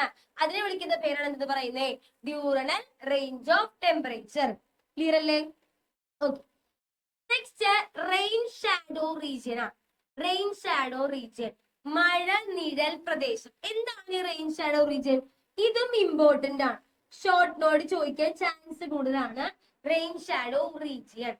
റെയിൻ ഷാഡോ റീജിയൻ എന്ന് പറഞ്ഞാല് ഒരു moisture laden wind raised and condensed along the western slope of the Western Ghats. ഇപ്പൊ ടീച്ചർ ഇവിടെ വെസ്റ്റേൺ ഗട്ട്സ് ഇവിടെ നിന്ന് വരയ്ക്കുകയാണ് കേട്ടോ. വെസ്റ്റേൺ ഗട്ട്സ് പറയാണ് മോയിസ്ചർ ലാഡൻ വിൻഡ് എന്നാണ് പറഞ്ഞേക്കണം. മോയിസ്ചർ ലാഡൻ വിൻഡ് എന്ന് പറഞ്ഞാൽ എന്താണ്? നല്ല ഈർപ്പത്തിന്റെ അംശമുള്ള കാറ്റ്. ഈർപ്പത്തിന്റെ അംശമുള്ള കാറ്റ് എന്ത് ചെയ്തേക്കാണ്? വരികയാണ്. എവിടെയാണ് വരുന്നത്? ഇത് വെസ്റ്റേൺ ഗട്ട്സ് ആണെങ്കിൽ വെസ്റ്റേൺ സ്ലോപ്പ്, ഈ സൈഡ് വെസ്റ്റ് ആണ്, ഈ സൈഡ് ഈസ്റ്റ് ആണ്. വെസ്റ്റേൺ സ്ലോപ്പിൽ ഈ കാറ്റ് വരികയാണ്. എന്താ പറഞ്ഞ ഫസ്റ്റ് പോയിന്റ്? ഒരു മോയിസ്ചർ ലാഡൻ വിൻഡ് വെസ്റ്റേൺ ഗട്ട്സിന്റെ വെസ്റ്റേൺ സ്ലോപ്പിൽ വന്ന് റേസ് ചെയ്തു. റേസ് എന്ന് പറഞ്ഞാൽ എന്താണ്? മുകളിലോട്ട് ഉയർന്നു പോകുന്നു. മുകളിലോട്ട് ഉയർന്നു പോയത് കണ്ടൻസ് ചെയ്ത് അവിടെ എന്ത് സംഭവിക്കുന്നു? It goes heavy rainfall along the windward side. കാറ്റ് വന്ന വശം ഇതല്ലേ? അപ്പൊ കാറ്റ് വന്ന വശം ആയതുകൊണ്ടാണ് ഇതിനെ ഏത് പേരിൽ വിളിക്കുന്നത്? Wind ward side. കാറ്റ് വന്ന സൈഡ് ഇതായത് കൊണ്ടാണ് ഏത് പേരിൽ വിളിക്കുന്നത്? Wind ward side. അപ്പൊ കാറ്റ് ഇവിടെ വന്നു. എങ്ങനത്തെ കാറ്റാണ്? ഉണങ്ങി വരണ്ട കാറ്റാണോ വന്നേക്കണത്? അല്ല. എങ്ങനത്തെ കാറ്റാണ് വന്നേക്കണത്? മോയിസ്ചർ ലാഡൻ വിൻഡ് വന്നു. ആ കാറ്റ് വന്നിട്ട് നേരെ റേസ് ചെയ്തു, മുകളിലോട്ട് പോയി കണ്ടൻസ് ചെയ്തു, ഘനീഭവിച്ച് അവിടെ എന്ത് സംഭവിച്ചു? ഈ സൈഡിനെ മൊത്തം വിളിക്കുന്ന പേര് വിൻഡ് വന്നതുകൊണ്ട് ആ സൈഡിനെ വിളിക്കുന്ന പേര് എന്താണ്? Wind ward side. അവിടെ മഴ പെയ്യിപ്പിക്കുന്നു. ഇപ്പൊ എവിടെയാ മക്കളെ മഴ പെയ്യിപ്പിച്ചേ? വിൻഡ് വാർഡ് സൈഡിൽ മഴ പെയ്യിപ്പിക്കുന്നു. ഇനി ഈ വിൻഡ് ഇപ്പുറത്തേക്ക് പോകുമ്പോ ഈ വിൻഡ് ഇപ്പുറത്തേക്ക് പോകുമ്പോ താഴോട്ടാണ് മഴ. ഡിസെൻഡിങ് ആണ് അല്ലെ? ഡിസെൻഡിങ് ആയിട്ടുള്ള കാറ്റ് പോവുകയാണ്. ഈസ്റ്റേൺ സ്ലോപ്പിലേക്കാണ് പോണത്. വെസ്റ്റേൺ ഗട്ട്സിന്റെ ഈസ്റ്റേൺ സ്ലോപ്പിലേക്ക് പോകുമ്പോഴേക്കും ആ മോയിസ്ചർ ഒക്കെ തീർന്ന് ആ കാറ്റ് എന്തായിട്ടുണ്ടായിരിക്കും? ഡ്രൈ ആയിട്ടുണ്ടായിരിക്കും. ആ കാറ്റ് ഭയങ്കര ഡ്രൈ ആയിട്ടുണ്ടായിരിക്കും. അപ്പൊ കുറച്ച് മഴ, ചില മഴ കിട്ടിയില്ല, ചില സമയങ്ങളിൽ ചെറിയ ചാറ്റൽ മഴയൊക്കെ കിട്ടി. അതുകൊണ്ട് ആ പ്രദേശത്ത് അധികം മഴ കിട്ടാത്തത് കൊണ്ടാണ് ഈ ഒരു പ്രദേശം, നമ്മൾ ഈ പറഞ്ഞ ഈ പ്രദേശം ഏത് പേരിൽ അറിയപ്പെടുന്നത്? റെയിൻ ഷാഡോ റീജിയൻ എന്നറിയപ്പെടുന്നത്. മഴ നിഴൽ പ്രദേശം എന്ന് പറയുന്നത്. നമ്മൾ എന്ത് പറഞ്ഞു? കാറ്റ് വന്നു റേസ് ചെയ്തു, മുകളിലേക്ക് പോയി കണ്ടൻസ് ചെയ്തു. ആ സൈഡിനെ, കാറ്റ് വന്ന സൈഡിനെ വിളിക്കുന്ന പേരെന്താ? Wind ward side. അവിടെ മഴ പെയ്യിപ്പിക്കുന്നു. എന്നിട്ട് ആ കാറ്റ് തിരിച്ച് എവിടേക്ക് പോകുന്നു എന്നാ പറഞ്ഞത്? തിരിച്ച് എവിടേക്കാ പോകുന്നത്? ഈസ്റ്റ് സൈഡിലേക്ക് പോകുന്നു. വെസ്റ്റേൺ ഗട്ടിന്റെ ഈസ്റ്റ് സൈഡിലേക്ക് പോകുന്നു. അപ്പോഴേക്കും കാറ്റിന്റെ മോയിസ്ചർ കണ്ടന്റ് എല്ലാം തീർന്ന ആ കാറ്റ് എന്തായിട്ടുണ്ടായിരിക്കും? ഡ്രൈ ആയിട്ടുള്ള വിൻഡ് ആയിട്ടുണ്ടായിരിക്കും. അപ്പൊ അവിടെ മഴയൊന്നും പെയ്യിപ്പിക്കില്ല. മഴ കുറച്ച് ലേശം മഴ പെയ്യിപ്പിക്കും. ആ കാറ്റിനെ വിളിക്കും. അതുകൊണ്ട് ആ പ്രദേശത്ത് വിളിക്കുന്ന മഴയൊന്നും ലഭിക്കാത്തത് കൊണ്ട് ആ പ്രദേശം ഏത് പേരിൽ അറിയപ്പെടുന്നു? റെയിൻ ഷാഡോ റീജിയൻ എന്നറിയപ്പെടുന്നു. എന്ത് പേരിൽ അറിയപ്പെടുന്നത്? Rain shadow region. Okay, set അല്ലേ? ഓക്കെ. നെക്സ്റ്റ് വളരെ ഒരു ഇമ്പോർട്ടന്റ് ആയിട്ടുള്ള ടോപ്പിക് ആണ് catchment area, drainage basin, water divide. 3 topic. Catchment area എന്താണ്? ഡ്രെയിനേജ് ബേസിൻ എന്താണ്? വാട്ടർ ഡിവൈഡ് എന്താണ്? കാച്ച്മെന്റ് ഏരിയ എന്ന് പറയുന്നത് ഡിഫൈൻഡ് ആയിട്ടുള്ള ഏരിയ ആണ്. കുറെ വാട്ടേഴ്സ് എല്ലാവരും മെയിൻ റിവേഴ്സിലോട്ട് ഒഴുകി, അല്ലെ? കുറെ ട്രിബ്യൂട്ടറീസ് നിന്ന് വെള്ളം മെയിൻ റിവറിലോട്ട് ഒഴുകിയെത്തും. ആ ഒരു ഏരിയനെ വിളിക്കുന്ന പേരാണ് കാച്ച്മെന്റ് ഏരിയ. അതായത് വലിയ മെയിൻ റിവർ ഉണ്ടായിരിക്കും, അതിൽ കുറെ ട്രിബ്യൂട്ടറീസ് വെള്ളം ഒഴുകി എത്തുന്നുണ്ടായിരിക്കും. ആ ഒരു ഏരിയനെ വിളിക്കുന്ന പേരാണ് കാച്ച്മെന്റ് ഏരിയ. ഡ്രെയിനേജ് ബേസിൻ എന്ന് പറഞ്ഞാല് the area formed by river and its tributary. അതായത് റിവറും അതിന്റെ ട്രിബ്യൂട്ടറീസും കൂടി ചേർന്നുണ്ടാക്കിയ ഒരു ഏരിയ ഇല്ലേ, ആ ഏരിയനെ വിളിക്കുന്ന പേരാണ് ഡ്രെയിനേജ് ബേസിൻ. ഓക്കെ. അതായത് കുഞ്ഞു കുഞ്ഞു നദികൾ ഒഴുകി വരുന്നുണ്ടായിരിക്കും. ഇവിടെ നിന്ന് നദികൾ ഇങ്ങനെ വരുന്നുണ്ടായിരിക്കും. അപ്പൊ ഈ ഒരു ഏരിയനെ വിളിക്കുന്ന പേരാണ് ഡ്രെയിനേജ് ബേസിൻ. ഓക്കെ. നെക്സ്റ്റ് പറയുന്നത് വാട്ടർ ഡിവൈഡ് ആണ്. വാട്ടർ ഡിവൈഡ് എന്ന് പറഞ്ഞ ബൗണ്ടറി ലൈൻ ആണ്. ഒരു ബൗണ്ടറി ലൈൻ ആണ്. ആരൊക്കെ തമ്മിലാണ് ഇത് സെപ്പറേറ്റ് ചെയ്യണത്? 2 വാട്ടർ ഷെഡ്, 2 ഡ്രെയിനേജ് ബേസ്ഡ് കൊണ്ട് വിചാരിക്കാം. അതായത് ഇവിടെയും നദിയുണ്ട്. ഇവര് തമ്മിൽ സെപ്പറേറ്റ് ചെയ്യുന്ന ഒരു വലിയൊരു എന്താണ് വാട്ടർ ഡിവൈഡ് ഉണ്ടായിരിക്കും. സെപ്പറേറ്റ് ചെയ്യുന്ന ഭാഗത്തെ വിളിക്കുന്ന പേരാണ് വാട്ടർ ഡിവൈഡ്. 2 ഡ്രെയിനേജ് ബേസിനുകളെ തമ്മിൽ സെപ്പറേറ്റ് ചെയ്യുന്ന ഭാഗത്തെ വിളിക്കുന്ന പേരാണ് എന്ത് പറയുന്നത്? Water divide. അപ്പൊ കാച്ച്മെന്റ് ഏരിയ എന്താന്ന് നോക്കണം, ഡ്രെയിനേജ് ബേസ് എന്താന്ന് നോക്കണം, വാട്ടർ ഡിവൈഡ് എന്താന്ന് നോക്കണം. ഓക്കെ. ഇനി നമ്മുടെ റിവർ കാവേരിക്ക് ഒരു സ്പെഷ്യാലിറ്റി ഉണ്ട്. എന്താണ് സ്പെഷ്യാലിറ്റി? എന്താണ് സിഗ്നിഫിക്കൻസ്, ഇമ്പോർട്ടൻസ് എന്താണ്? റിവർ കാവേരി എന്ന് പറയുന്നത് പെറണിയൽ റിവർ ആണ്. റിവർ കാവേരി എന്താണ്? പെറണിയൽ റിവർ ആണ്. അതായത് ഒരിക്കലും വറ്റമില്ലാതെ, ഒരിക്കലും വെള്ളം കിട്ടാത്ത അവസ്ഥ കാവേരിക്ക് വരുന്നില്ല. അതെന്തുകൊണ്ടാണ് പറഞ്ഞേക്കുന്നത്? Does not experience a significant decrease in flow through the year. അതായത് വെള്ളത്തില് ഫ്ലോക്ക് ഒരു ഡിക്രീസ്, കുറവൊന്നും വരുന്നില്ല. കാരണം എന്താണ്? കാച്ച്മെന്റ് ഏരിയയില് 2 രീതിയിൽ വെള്ളം കിട്ടാൻ ചാൻസ് കൂടുതലാണ്. സമ്മർ സീസൺ ആണെങ്കിൽ വെള്ളം എവിടെ നിന്ന് കിട്ടും? South west monsoon. മൺസൂൺ മഴകൾ കേട്ടിട്ടില്ലേ നമുക്ക്? മൺസൂൺ കൊണ്ട് ഉണ്ടാവുന്ന മഴകള്. അതിൽ ഒരു മഴയാണ് സൗത്ത് വെസ്റ്റ് മൺസൂൺ വിൻഡ്, അല്ലെങ്കിൽ സൗത്ത് വെസ്റ്റ് മൺസൂൺ റെയിന്. അത് ലഭിക്കുന്നത് ഏത് മാസത്തിലാണ്? സമ്മർ സീസൺ ആകുമ്പോൾ ഈ കാവേരി നദിക്ക് ഈ മഴ കാരണം വെള്ളം കിട്ടും. ഏത് മഴ കാരണം? സൗത്ത് വെസ്റ്റ് മൺസൂൺ റെയിൻ കാരണം വെള്ളം ലഭിക്കുന്നു. എന്നാൽ വിന്റർ ആകുമ്പോൾ വെള്ളം പറ്റുന്നില്ല. അവിടെയും വെള്ളം കാവേരിക്ക് കിട്ടുന്നുണ്ട്. പക്ഷെ ആര് കാരണമാണ്? നോർത്ത് ഈസ്റ്റ് മൺസൂൺ കാരണം. ആര് കാരണം എന്ന് പറയുന്നത്? നോർത്ത് ഈസ്റ്റ് മൺസൂൺ കാരണം. അപ്പൊ നമ്മുടെ റിവർ കാവേരി എന്ത് റിവർ ആണെന്ന് പറയാ? പെരണിയൽ റിവർ ആണ്. നമ്മുടെ റിവർ കാവേരി എന്ത് റിവർ ആണ്? പെരണിയൽ റിവർ ആണ്. കാരണം എന്താണ്? വർഷം മുഴുവൻ വെള്ളം ലഭിച്ചുകൊണ്ടിരിക്കുകയാണ്. മെയിൻ ആയിട്ടുള്ള ആൾക്കാർ മൺസൂൺ ആണ്. 2 ടൈപ്പ് മൺസൂൺ ഉണ്ട്. സൗത്ത് വെസ്റ്റ് മൺസൂൺ റെയിൻ കിട്ടുന്നത് എപ്പോഴാണ്? സമ്മർ സീസണിലും. നോർത്ത് ഈസ്റ്റ് മൺസൂൺ റെയിൻ കിട്ടുന്നത് എപ്പോഴാണ്? വിന്റർ സീസണിലുമാണ്. ഓക്കെ. നെക്സ്റ്റ് ചമ്പൽ റാവിയൻസ്. എന്താണ് ചമ്പൽ റാവിയൻസ് എന്ന് പറഞ്ഞു കഴിഞ്ഞാല്? അതായത് ഗള്ളീസ് ഫോം ചെയ്യുന്നുണ്ട്. എവിടെയാണ് ഈ ഗള്ളീസ് ഫോം ചെയ്യുന്നത്? ഈ റിവേഴ്സ് ചമ്പൽ നദി എന്ത് ചെയ്യും? അവിടെ നിന്നുള്ള വസ്തുക്കൾ വലിച്ചുകൊണ്ട് പോകും. ഇറോഷൻ എന്ന് പറഞ്ഞാൽ അവിടെയുള്ള വസ്തുക്കളൊക്കെ വലിച്ചുകൊണ്ട് പോയിട്ട്, ചമ്പൽ നദി മാത്രമല്ല ട്രിബ്യൂട്ടറീസ് എല്ലാം, പോഷക നദികൾ എല്ലാവരും അവിടെയുള്ള വസ്തുക്കളെല്ലാം വലിച്ചുകൊണ്ട് പോയിട്ട് അവിടെ വലിയൊരു ഗർത്തം ഫോം ചെയ്യും, വലിയൊരു കുഴി ഫോം ചെയ്യും. ആ ലാൻഡ് പ്രത്യേകിച്ച് വേറെ കാര്യങ്ങൾക്കൊന്നും ഉപയോഗിക്കാൻ പറ്റില്ല, ബാഡ് ലാൻഡ് ആണ്. ആ ഒരു ഫീച്ചറിനെ വിളിക്കുന്ന പേരാണ് റാവിയൻസ് അല്ലെങ്കിൽ ചമ്പൽ റാവിയൻസ് എന്ന് പറയുന്നത്. സിമ്പിൾ ആണ് കേട്ടോ. ചമ്പൽ റാവിയൻസ് എന്ന് പറഞ്ഞാൽ എന്താണ്? ചമ്പൽ നദി അവിടെ കിടന്ന വസ്തുക്കളെല്ലാം വലിച്ചുകൊണ്ട് പോയിട്ട് അവിടെ ഒരു കുഴി പോലെ, പ്രത്യേക ഷേപ്പിൽ ഒരു കുഴി പോലെ ഫോം ചെയ്യും. അല്ലാതെ വേറെ കാര്യങ്ങൾക്കൊന്നും നമുക്ക് യൂസ് ചെയ്യാൻ പറ്റില്ല. അതിനെ വിളിക്കുന്ന പേരാണ് ചമ്പൽ റാവിയൻസ് എന്ന് പറയുന്നത്. തെറ്റല്ലേ? ഓക്കെ. ഇനി ഇത് വളരെ ഇമ്പോർട്ടന്റ് ആണ്, ഷുവർ ആണ്, 1 മാർക്ക് ക്വസ്റ്റ്യൻ എന്തായാലും ഉണ്ടാവും കേട്ടോ. റിവർ വാലി പ്രൊജക്ട് ആണ്. നമ്മൾ നദികളിൽ ഒരുപാട് പ്രൊജക്ടുകൾ കൊണ്ടുവരുന്നുണ്ട്. ആ പ്രൊജക്ടുകൾ ഏതൊക്കെ നദിക്ക് മുകളിലാണ് കൊണ്ടുവന്നേക്കുന്നത്? ഏതൊക്കെ സ്റ്റേറ്റിലാണ്? ഇതിൽ ഹിരാക്കുണ്ട് ഭയങ്കര ഇമ്പോർട്ടന്റ് ആണ്. ഇപ്പോഴും എക്സാമിന് ചോദിച്ചു കണ്ടുള്ള ഒരു ക്വസ്റ്റ്യൻ ആണ് കേട്ടോ. അതായത് ബാക്കിയുള്ള ഒരു എക്സാമുകൾക്കൊക്കെ, PSC എക്സാമുകൾക്കായാലും ഭാവിയിലായാലും യൂസ്ഫുൾ ആണ്. ഹിരാക്കുഡ് പ്രൊജക്ട് ഏത് റിവറിലാണ്? മഹാനദിയിലാണ്. മഹാനദി ട്ടാ. അത് ഏത് സ്റ്റേറ്റിലാണ്? ഒഡീഷയിലാണ്. അപ്പൊ ഹിരാക്കുണ്ട് മഹാനദിയിലാണ്. അതെവിടെയാണ്? നമ്മൾ സ്ഥലം വന്നിട്ട് എവിടെയാണ്? ഒഡീഷയിലാണ്. തുംഗഭദ്ര റിവർ വാലി പ്രൊജക്ടിന്റെ പേരാണ് തുംഗഭദ്ര. അത് ഏത് റിവറിലാണ് ചെയ്തേക്കുന്നത്? തുംഗഭദ്ര നദി തന്നെയാണ്. അത് ഏത് സ്റ്റേറ്റിലാണ്? കർണാടകയാണ്. നെക്സ്റ്റ് സർദാർ സരോവർ. ഇത് മറ്റൊരു ഇമ്പോർട്ടന്റ് ആണ്. ഹിരാക്കുഡ് ഇമ്പോർട്ടന്റ് ആണെന്ന് പറഞ്ഞ പോലെ തന്നെ ഇമ്പോർട്ടന്റ് ആണ് സർദാർ സരോവർ. സർദാർ സരോവർ വരുന്നത് ഏത് റിവറിലാണ്? നർമ്മദ റിവറിലാണ്. അതെവിടെയാണ്? ഗുജറാത്തിലാണ്. അപ്പൊ ചിലപ്പോ ചോദിക്കും, Sardar Sarovar river Valley project ഏത് നദിക്ക് ഏത് നദിയിലൂടെയാണ് നടത്തിയേക്കണം? ആ ഒരു പ്രൊജക്ട് ഏത് നദിയിലാണ്? അപ്പൊ ഏത് നദിയിലാണ്? നർമ്മദ നദിയിലാണ് കേട്ടോ. ഇനി നെക്സ്റ്റ് പറയുന്നത് കൃഷ്ണരാജസാഗർ ആണ്. അത് കാവേരി നദിയിലാണ്. ഏത് സ്റ്റേറ്റിലാണ്? കർണാടകയാണ്. 3ഉം കെ ആണെന്ന് ആലോചിക്കാം കേട്ടോ. പ്രൊജക്ടിന്റെ പേരും കെ ആണ്, റിവറിന്റെ പേരും കെ ആണ്, സ്റ്റേറ്റിന്റെ പേരും കെ ആണ്. നിസാം സാഗർ. നിസാം സാഗർ ഏത് റിവറിലാണ്? ഗോദാവരി റിവറിലാണ്. സ്റ്റേറ്റ് വന്നിട്ട് ഏതാണ്? ആന്ധ്രാപ്രദേശ് ആണ്. ഏതെങ്കിലും ഒരെണ്ണം എക്സാമിന് ചോദിക്കാൻ ചാൻസ് വളരെയധികം കൂടുതലാണ്. ഓക്കെ. ഇനി എന്താണ് multi purpose river Valley project? മറ്റൊരു ഇമ്പോർട്ടന്റ് ക്വസ്റ്റ്യൻ. എന്താണ് multi purpose river Valley project എന്ന് പറയുന്നത്? Multi purpose river Valley project എന്ന് പറഞ്ഞാല് റിവേഴ്സിന് കുറുകെ എന്താണ്? ഡാമുകൾ നിർമ്മിക്കുന്ന പ്രൊജക്ട് ആണ്. അപ്പൊ മൾട്ടി പർപ്പസ് റിവർ വാലി പറയുമ്പോൾ ഡാം ആലോചിക്കാം കേട്ടോ.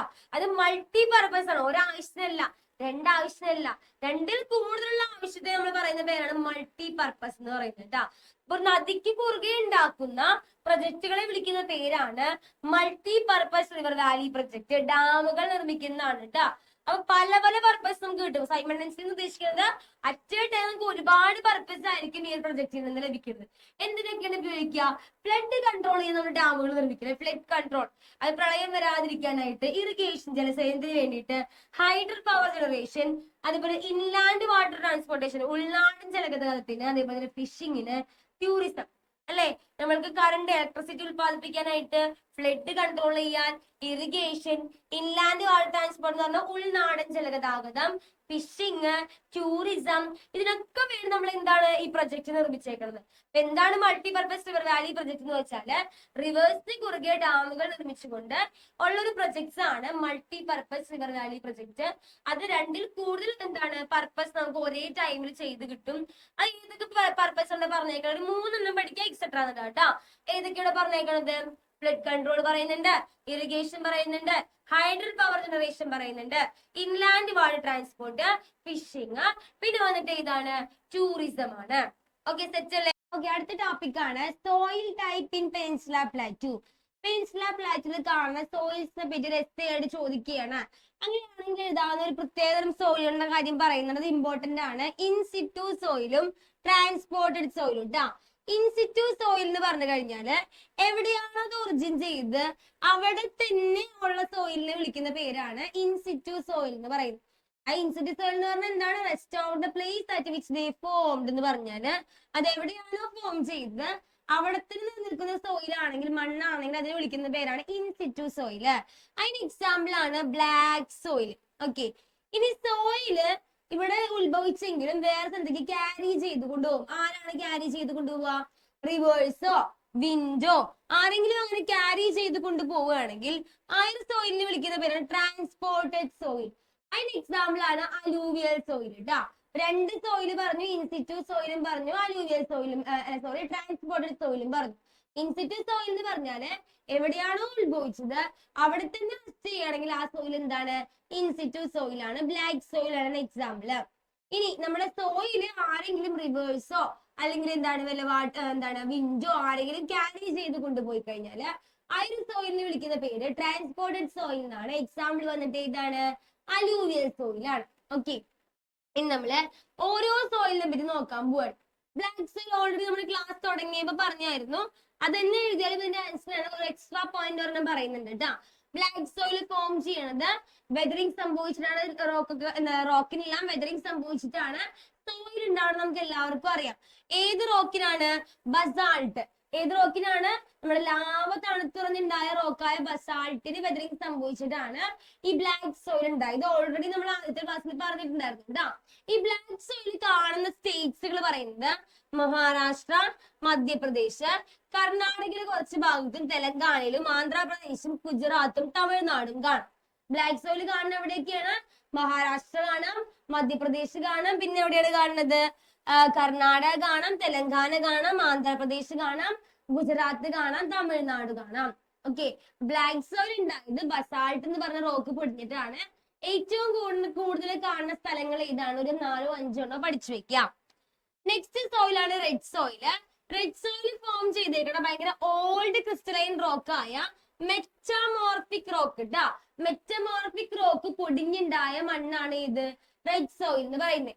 ഈ റെഡ് സോയില് സാധാരണയായിട്ട് നമ്മൾ കാണുന്ന റെഡ് സോയിൽ റെഡ് കളറിലാണെങ്കിലും ചില സമയത്ത് ഈ സോയില് ബ്രൗൺ കളറിലും ഗ്രേ കളറിലും യെല്ലോ കളറിലും കാണും.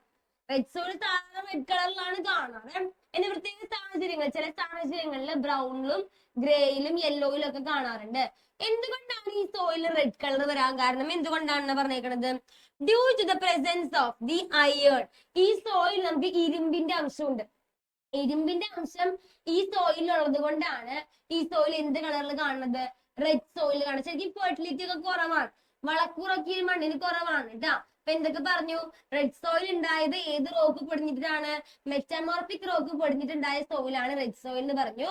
ചില സമയങ്ങളിൽ ഈ റെഡ് സോയിൽ റെഡ് കളറിൽ മാത്രമല്ല കാണാം. ഏതൊക്കെ കളറിൽ കാണും? ബ്രൗണിൽ കാണാം, ഗ്രേയിൽ കാണാം, പിന്നെ കാണുന്ന യെല്ലോയിൽ കാണാം. ഈ റെഡ് കളർ എന്തുകൊണ്ടാണ് ഈ സോയിൽ റെഡ് കളർ വരാൻ കാരണം? കാരണം ഈ സോയിലിൽ എന്തിന്റെ കണ്ടന്റ് ഉണ്ട്? അയേണിന്റെ കണ്ടന്റ് ഉള്ളത് കൊണ്ടാണ് ഈ ഒരു സോയിൽ എന്ത് കളറിൽ കാണാൻ കാരണം? റെഡ് കളറിൽ കാണാനുള്ള കാരണം. നെക്സ്റ്റ് പറയുന്നത് ലാറ്ററൈറ്റ് സോയിൽ ആണ്. നെക്സ്റ്റ് സോയിൽ ഏതാണ്? Laterite soil. Laterite soil form ചെയ്തേക്കണത് എന്താണ്? കുറച്ച് മിനറൽസ് ഒളിച്ചു പോകണ സിൽക്ക, ലൈമൊക്കെ. നല്ല മഴയും നല്ല ഡ്രോട്ട് ഒക്കെ വരുമ്പോൾ ഈ സിൽക്ക, ലൈമൊക്കെ ലീച്ച് ചെയ്യുമ്പോഴാണ് എന്ത് ചെയ്യണത്? ലാറ്ററൈറ്റ് സോയിൽ ഉണ്ടാവുന്നത്. പെനിൻസുല പ്ലാറ്റൂല് ലാറ്ററൈറ്റ് സോയിൽ മെയിൻ ആയിട്ട് കാണുന്നത് വെസ്റ്റേൺ ഗട്ട്സിൽ കാണാം, ഈസ്റ്റേൺ ഗട്ട്സിൽ കാണാം, രാജ്മഹൽ ഹിൽസില്, വിദ്യാസത്പുര മൗണ്ടൈൻ, മാൽവ പ്ലാറ്റിലൊക്കെ കാണാം. ഇതിന് ഫെർട്ടിലിറ്റി കുറവാണ്. ലാറ്ററൈറ്റ് സോയിലിന് ഫെർട്ടിലിറ്റി കുറവാണ്. ഓക്കെ, ഇത് എന്താണ് മെയിൻ ആയിട്ട് ഇത് കൃഷിക്ക് ഉപയോഗിക്കണേ? ഏതൊക്കെ കൃഷിക്കാണ്? Rubber, coffee, tea. മെയിൻ ആയിട്ട് റബ്ബറിനാണ്. ലാറ്ററൈറ്റ് സോയിൽ മെയിൻ ആയിട്ട് ഉപയോഗിക്കുന്നത് റബ്ബറിനാണ്. അപ്പൊ ലീച്ച് ചെയ്യും. സിൽക്കയും അതുപോലെ ലൈമും ഒക്കെ നല്ല ഡ്രോട്ട് നല്ല മഴയൊക്കെ ചെയ്യുമ്പോൾ ലീച്ച് ചെയ്യുമ്പോഴാണ് ലാറ്ററൈറ്റ് സോയിൽ ഫോം ചെയ്യണത്. ഈ സോയില് എന്താണ്? ഫെർട്ടിലിറ്റി കുറവാണെന്ന് പറയാ. എവിടെയൊക്കെയാണ് കാണുന്നത്? Western Ghats, Eastern Ghats, Rajmahal hills, Satpura range ഒക്കെ പറയാം. മെയിൻ ഏത് ക്രോപ്പിനാണ് ഏറ്റവും സ്യൂട്ടബിൾ ആയിട്ടുള്ളത്? റബ്ബർ കൾട്ടിവേഷന് ഏറ്റവും സ്യൂട്ടബിൾ ആയിട്ടുള്ള മണ്ണാണ് ലാറ്ററൈറ്റ് സോയിൽ എന്ന് പറയുന്നത്. ഓക്കെ, നെക്സ്റ്റ് മൗണ്ടെയിൻ സോയിൽ ആണ്. ഇന്ന് ഇന്ത്യയില് മൗണ്ടെയിൻ സോയിൽ കാണുന്നത് വെസ്റ്റേൺ ഗട്ട്സും ഈസ്റ്റേൺ ഗട്ട്സിലാണ്. ഇത് മെയിൻ ആയിട്ട് പ്ലാന്റേഷൻ ക്രോപ്സിനാണെന്നുള്ളത്. ഏതൊക്കെ? ടീ, കോഫി, സ്പൈസസ്, അതിനൊക്കെ അതേപോലെ തന്നെ ഫ്രൂട്ട്സുകൾക്കൊക്കെ ഏറ്റവും കൂടുതൽ സ്യൂട്ടബിൾ ആയിട്ടുള്ള ഒരു മണ്ണാണ് മൗണ്ടെയിൻ സോയിൽ എന്ന് പറയുന്നേ. നെക്സ്റ്റ് നമ്മൾ സോയിൽ പറഞ്ഞു കഴിഞ്ഞു കേട്ടോ. ബ്ലാക്ക് സോയിൽ പറഞ്ഞു, റെഡ് സോയിൽ പറഞ്ഞു, ലാറ്ററൈറ്റ് സോയിൽ പറഞ്ഞു. പിന്നെ നമ്മൾ ഇപ്പൊ പറഞ്ഞു നിർത്തിയത് ഏതായിരുന്നു? നെക്സ്റ്റ് തൊട്ട് മുന്നേ പറഞ്ഞു നിർത്തിയത് മൗണ്ടെയിൻ സോയിൽ ആണ്.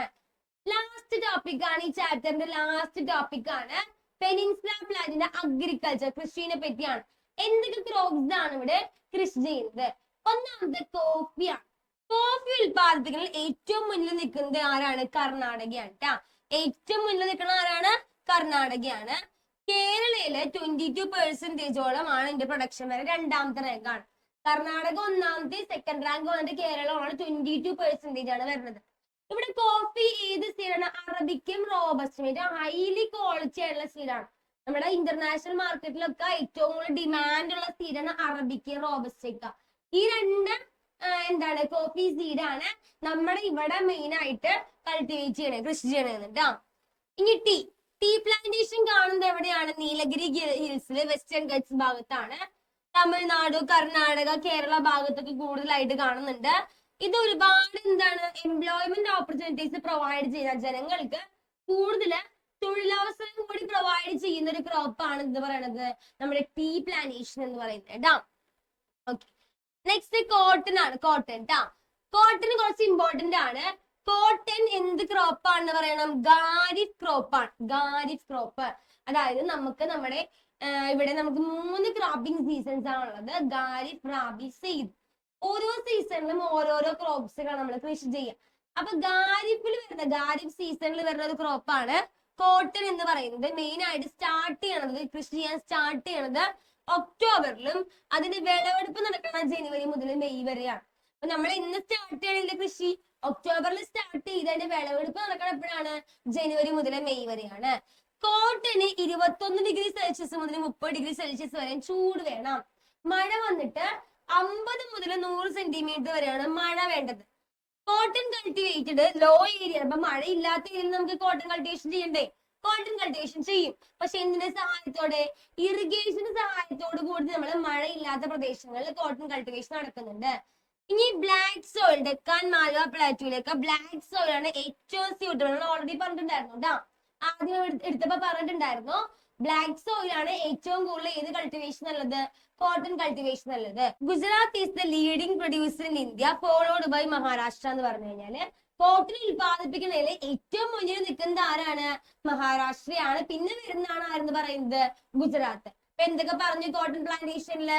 കോട്ടൺ ഒരു ഖാരിഫ് ക്രോപ്പ് ആണെന്ന് പറഞ്ഞു. അതിന് കൾട്ടിവേഷൻ ആരംഭിക്കണം വന്നിട്ട് ഏത് മന്തിലാ? ഒക്ടോബറിലാണ്. പിന്നെ വിളവെടുപ്പ് നടക്കുന്ന എപ്പോഴാണ്? ജനുവരി മുതൽ മെയ് വരെ. എത്ര °C ചൂട് വേണം? 21 മുതൽ 30° വരെയും. മഴ വന്നിട്ട് എത്ര മുതൽ എത്രയാണ്? 50 മുതൽ 100 സെന്റിമീറ്റർ വരെയാണ് മഴ വേണ്ടത്. കോട്ടൺ കൾട്ടിവേഷൻ മഴ കുറവുള്ള പ്രദേശത്തും കൃഷി ചെയ്യും. പക്ഷെ അവിടെ എന്ത് വേണമെന്നാ പറയുന്നത്? ഇറിഗേഷന് ചാൻസ് വേണം. ബ്ലാക്ക് സോയിൽ ആണ് ഏറ്റവും കൂടുതൽ കോട്ടൺ കൾട്ടിവേഷൻ ഏറ്റവും സ്യൂട്ടബിൾ ആയിട്ടുള്ളത്.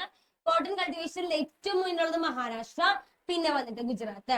അപ്പൊ മക്കളെ, ഇത്രയുമാണ് നമ്മുടെ ഇമ്പോർട്ടന്റ് ആയിട്ടുള്ള ടോപ്പിക്സ്. ഇത് വലിയൊരു ചാപ്റ്റർ ആണ്, പേടിക്കാനൊന്നുമില്ല. നമ്മൾ ആദ്യത്തെ ചാപ്റ്റേഴ്സും രണ്ടാമത്തെ ചാപ്റ്റർ പഠിച്ച പോലെ തന്നെ വരുന്ന ഒരു ചാപ്റ്റർ ആണ് മൂന്നാമത്തെ ചാപ്റ്റർ ആയ പ്ലാറ്റു അല്ലെ. ഇങ്ങനെ ഫിസിക്കൽ ഡിവിഷൻസ് ആണ് പഠിച്ചുകൊണ്ടിരിക്കുന്നത്. അപ്പൊ ആദ്യം എന്താണ് പ്ലാറ്റു എന്ന് നന്നായിട്ട് പഠിക്കാം. അതിനുശേഷം ഇമ്പോർട്ടന്റ് എന്ന് പറയുന്ന ടോപ്പിക്സുകൾ എന്തായാലും പഠിച്ചിട്ട് പോകണം.